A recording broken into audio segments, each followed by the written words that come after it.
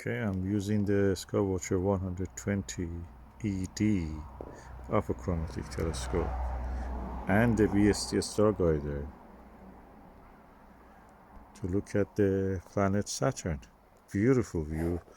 Is not yet edge on. You can see some of the curvature on the top and lower part, but it's very, very thin at the moment. Maybe next year will be as thin as can get. So 30 years ago I saw it like that through a Questar, a 3-inch one. That was amazing, and now I can see it again like that. I think that was 1994, yeah, 1995 probably. Oh, that was amazing. Now we are back. That takes 29-30 years for the Saturn to make a orbit around the sun. This eyepiece is amazing. BST Starguider 8mm.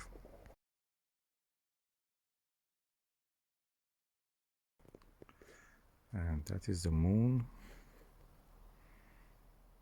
And what you see at the center now is the planet Saturn. Let me zoom on this probably. Yeah.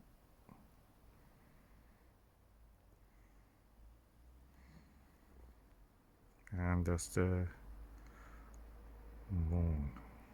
One night before the full moon.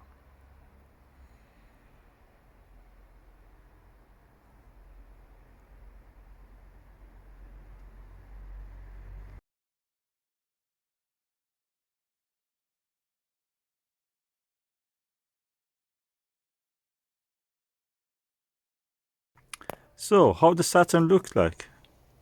No, it's round and it's got little things on it. I saw the moon. And you saw the moons around it.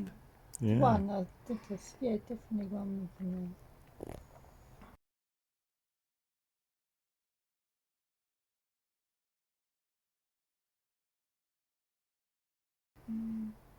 That was amazing.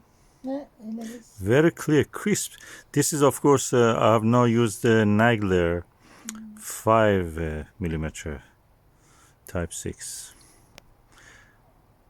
I just see it as a tiny, just in a pinhead from here, and yet. It had a ring, which is almost near edge on, as you call it, wings. I'm not surprised Galileo and others described it in that way. It has handles, they were saying, or it has ears. All these names exist in the historical accounts of the observation of Saturn. So for you it has wings.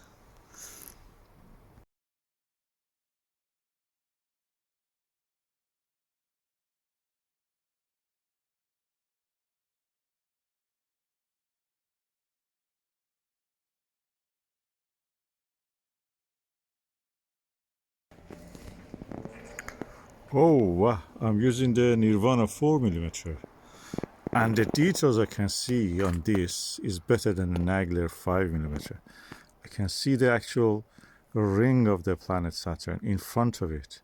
Also some details on the actual disk of the planet, face of the planet. And also the gap between the ring and the gap between the ring and the planet. Yeah, is visible. And it's so clear, sharp. I think this is exceptional view, and I think that this 4mm Nirvana 82 degrees shows here its merits on the Saturn at this time. Amazing. And despite that the light is on in the porch, so I have a little bit my own light, but that's actually is contributing to the visibility better.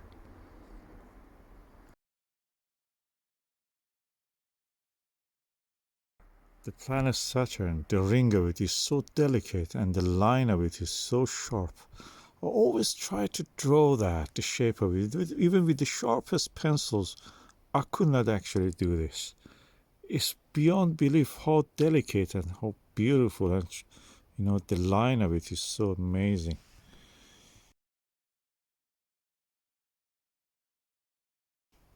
Oh, that is amazing.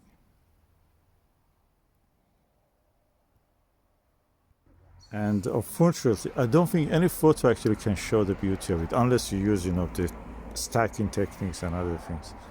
Photographs or imaging in modern terms, electronic imaging, especially with the mobile phone that everybody has, cannot show the details the human eye can recognize. I tried it and I think that's one of the better photographs with this Nirvana 4mm, and this mobile phone I'm using is a Huawei. Amazing. Oh, I cannot believe with the 2x Celestron Barlow and the 4mm Nirvana, I can actually see more clear. The sky is so clear tonight.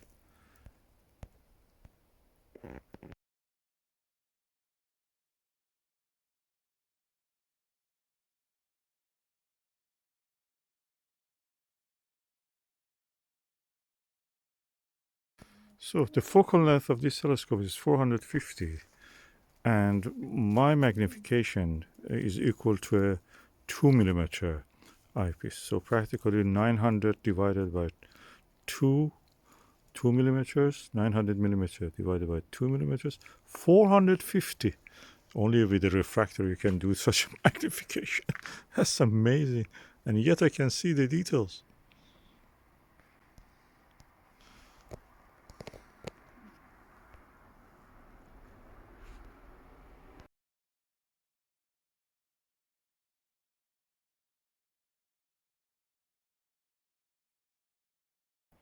With this setup, the details I can see is comparable to the best views from the Leak Observatory 90 centimeter 900 millimeter refractor. Amazing, I can see with this setup 450 times magnification. So many details on the disk of the planet, on the face of the planet, I should say, and all the on the ring and the gap between the ring and the planet. Amazing. I can see, of course, solar satellites also easier visible in the photographs.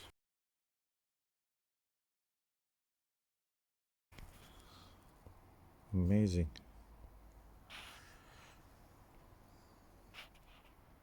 Never had such a high magnification. Tonight is really exceptional clear night.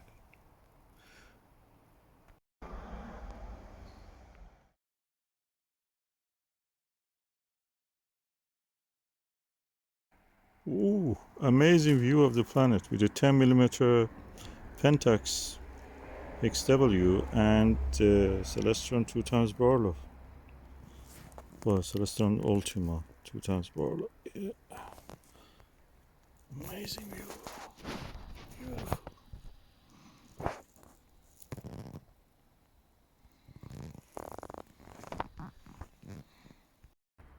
Okay, I'm using Televue Plössl 15mm with the Celestron 2 times Barlow Ultima, and the view is very good actually. I have compared this 15mm with a 15mm Meade, and 15mm Meade was very similar to this, so that must have been a really good eyepiece also. And I may just put now, it is equal now to 7.5mm. So if I use a 7.5mm Takahashi LE, let's see how is the view. This is with the Takahashi LE. Of course, visually is different from what you see in the view here through the telescope and the camera. 7.5mm Takahashi LE is a tad sharper, 1 epsilon sharper than the Televue 15mm Barlow. So I can see the shadow in both of them, but in this one it comes easier into focus, quicker, and the view is excellent. And yeah, Takahashi LE, an epsilon sharper. Visually, of course, is much better than what you can see in the camera. the Barlow view of the Takahashi 7.5mm with the 2 times Celestron Ultima 2 times Barlow. Amazing. I can say it's equal to the 4mm Nirvana.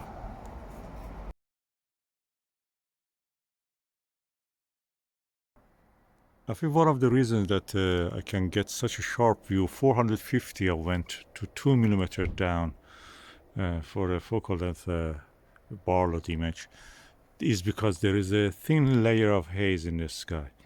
You know that if you observe the planet Mars, you know that in the morning when it is a little bit, light polluted, a little bit cloud, or a little bit twilight, you actually can have the best views of this Mars. And probably this is true. This is valid also for the observing of the Saturn or any, large planetary body with a good sized angular diameter in the sky. This is around, I think Saturn is now around 19 seconds of arc. So quite large. Very, very large, quite large for a planet. Stars practically a pinhead. My theory is that because of my cat is on my knee and it's the third time he can jump to my knee, I have the best views of the planet Mars. It can be a valid proposition, I suppose. Baz, Baz, do you want to see the planet Saturn also?